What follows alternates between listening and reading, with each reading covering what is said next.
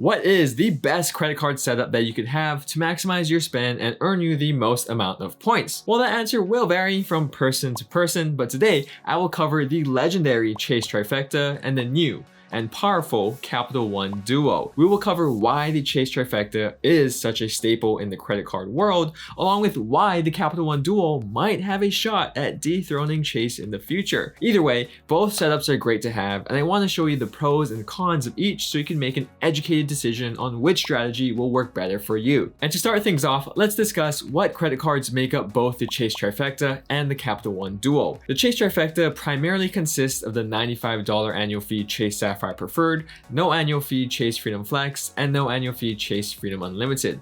This makes a combined total of $95 in annual fees for the Chase Trifecta. However, there is a variation of the Chase Trifecta which will benefit all of you heavy travel users out there. In this variation, you still have the no annual fee Freedom Flex and Freedom Unlimited cards, but instead of the Sapphire Preferred, you have the $550 Chase Sapphire Reserve card. This brings up your total cost of the Chase Trifecta to $550 a year, which is a steep upgrade from the $95 Sapphire Preferred version. For the purpose of this video, we will mainly focus on the Sapphire Preferred Trifecta, but I'll show you why you need to compare the Sapphire Reserve to the Venture X later in the video. For now, let's introduce you to the Capital One Duo. The Capital One Duo is made up of the $395 annual fee Capital One Venture X and the no annual fee Capital One Savor One, thus making the combined cost of this setup $395 a year, which puts it right in the middle of the two Chase Trifecta variations. Sure, annual fees are a consideration when it comes to choosing the right credit card setup for you, but I want to show you why it's more important to choose which credit cards give you the better overall value, and let's start with the Chase Trifecta. When it comes to the Chase Trifecta, you want to pay attention to its reward categories because there is a lot of overlap going on there. Starting with the Sapphire Preferred,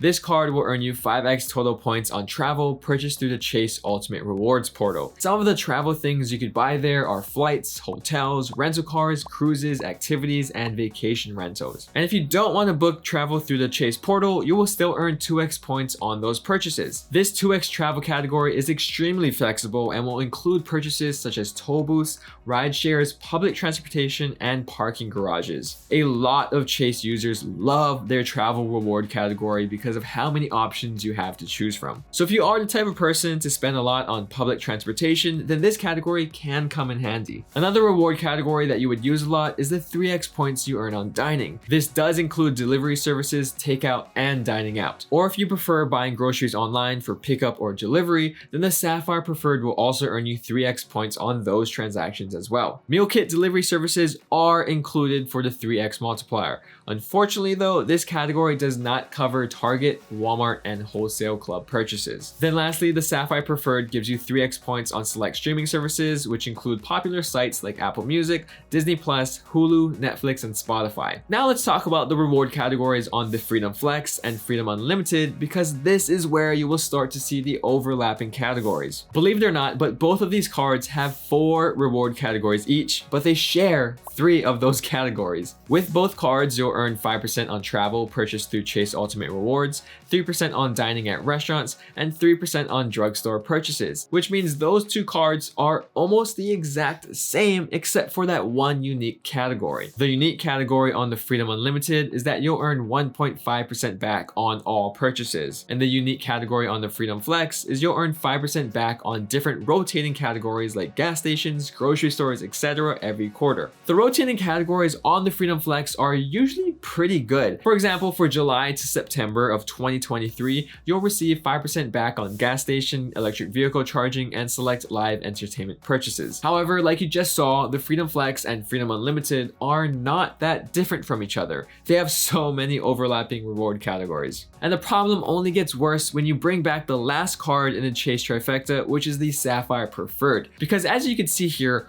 all 3 cards earn you 3x at restaurants and 5x on travel booked through the Chase portal. This right here is one of the major flaws of the Chase Trifecta. You have repetitive reward multipliers. And another flaw of the Chase Trifecta is that you don't have a dedicated grocery credit card. Yes, the Sapphire Preferred gives you the option for online groceries, but that isn't as simple to use. How many of you prefer walking around the store and buying groceries yourselves versus ordering online for pickup? Personally, I like going around the store myself, picking out the things that I want. I mean, you throw on your AirPods, you're in AC, so it's kind of like a therapeutic activity. You know, it's good for the soul. And something else that is good for the soul is having a dedicated grocery card, and that's where the Capital One Duo saves the day. Like I mentioned earlier, the Capital One Duo consists of the Capital One Savor One and the Capital One Venture X. However, the Savor One will be the key to your soul because that's the card you will use for food. With this no annual fee card, you'll receive 3% back on dining, entertainment, popular streaming services, and at grocery stores. Capital One does share many of the same popular streaming service brands as Chase, so you'll earn bonus points on your Stranger Things episodes and when you stream the latest Rebecca Black banger. But you know what the best part of the Capital One Duo is? There's no overlapping categories because the Capital One Venture X earns you 10x on hotels and rental cars booked through Capital One Travel, 5x on flights booked through Capital One Travel, and 2x on everything else. This brings up another advantage of the Capital One Duo, which is its simplicity. No matter what you are buying, you're either putting it on your Savor One or your Venture X. If you're buying cereal at Ralph's, boom, Savor One. Need gas? Put it on your Venture X. It's not as simple as using one card for everything, but it's simpler than juggling around 3 different cards. Although I will admit, if you're okay with keeping track of the rotating categories on the Freedom Flex, you could rack up a lot of Chase points every quarter from that card alone. And before we move on to the benefits and credits of the Chase Trifecta and Capital One Duo, let me reintroduce the Sapphire Reserve to the picture. Does this card solve the overlapping reward categories of the Chase Trifecta?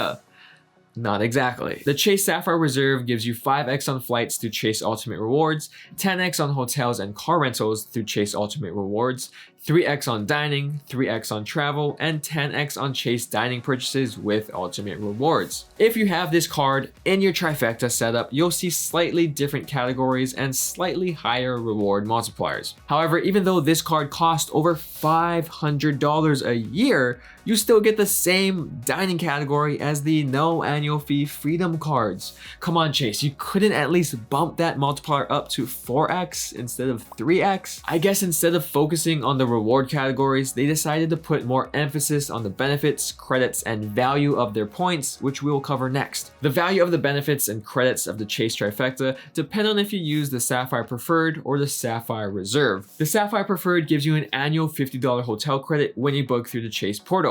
If you're someone who could take advantage of this credit every year, then you cut the effective annual fee of this card in half to just $45. And to incentivize you to use the Sapphire Preferred, Chase also gives you bonus points equal to 10% of your total purchases made the previous year. So if you spent $25,000 on purchases last year, this year, you'll get 2,500 bonus free points. Then 2 of the most important benefits on the Sapphire Preferred are its ability to transfer Chase points to travel partners and the ability to redeem Chase points for travel at a 1.25 cent per point ratio. This gives your 10,000 Chase points a value of $125. For all you travel lovers out there, these 2 benefits are what hold the Chase Trifecta together and make it such a valuable setup. To redeem your points at a flat 1.25 cents per point ratio, you just need to book travel through the Chase portal. This makes it such a fast and simple solution to receive solid value from your Chase points. Redeeming your points this way is the perfect mixture for those wanting to get free travel from your credit cards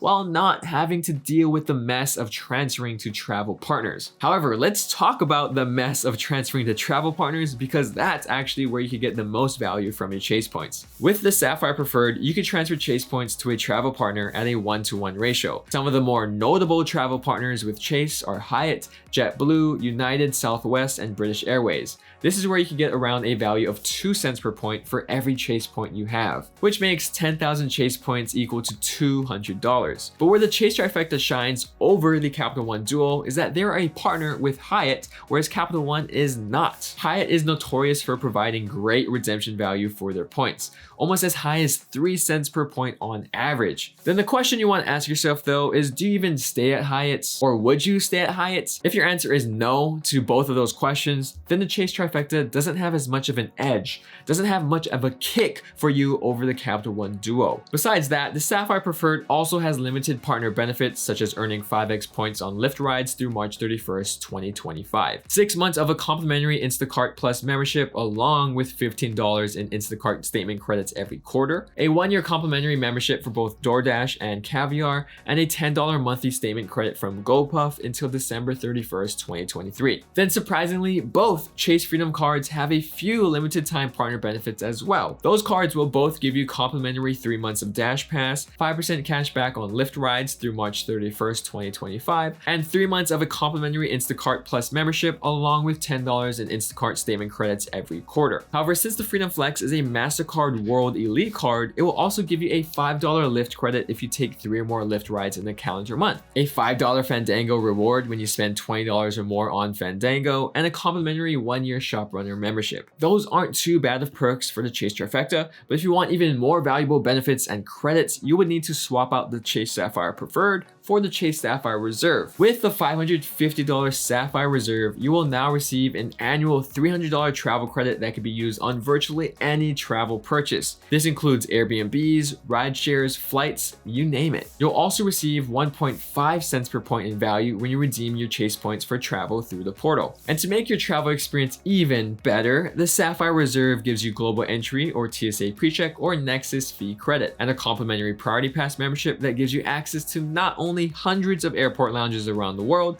but also food and beverage credit that could be used at select restaurants within certain airports. The Sapphire Reserve is actually one of the few remaining travel credit cards that still give the Priority Pass restaurant benefit as a part of its membership. Just like the other Chase cards, the Sapphire Reserve has limited time partner benefits such as 2 complimentary years of Lyft Pink All Access, a complimentary 1-year membership for both DoorDash and Caviar, $5 in DoorDash credits each month through December 31st, 2024, 1 year of complimentary Instacart Plus membership, along with $15 in Instacart statement credits each month, and 10x on Peloton purchases. Chase states that the Sapphire Reserve gives you $1,200 in value every year, which I would strongly disagree with. But can you make up the $550 annual fee every year?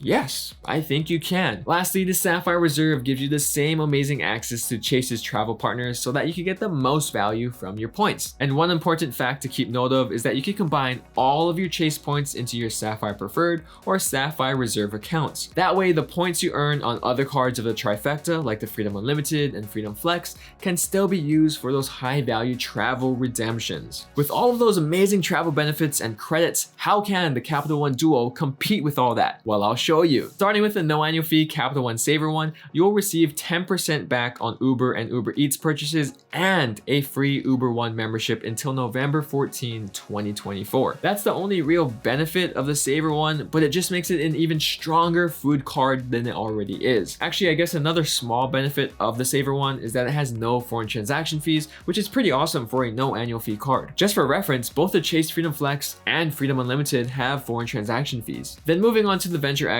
this card will be the heavy lifter when it comes to perks. Every year, you'll receive 10,000 bonus miles equal to $100 towards travel starting on your first anniversary. You'll also receive an annual $300 travel credit for booking through the Capital One travel portal. Before I move on, I want to say this is not nearly as valuable as the $300 travel credit that we see on the Sapphire Reserve. The biggest difference is that the Venture X travel credit needs to be used on the Capital One portal, whereas the Sapphire Reserve travel credit can be used outside of the travel portal. This travel credit, along with the 10,000 anniversary bonus miles of the Venture X, almost forces you to use the Capital One portal every year to receive value from this card. Is that a bad thing?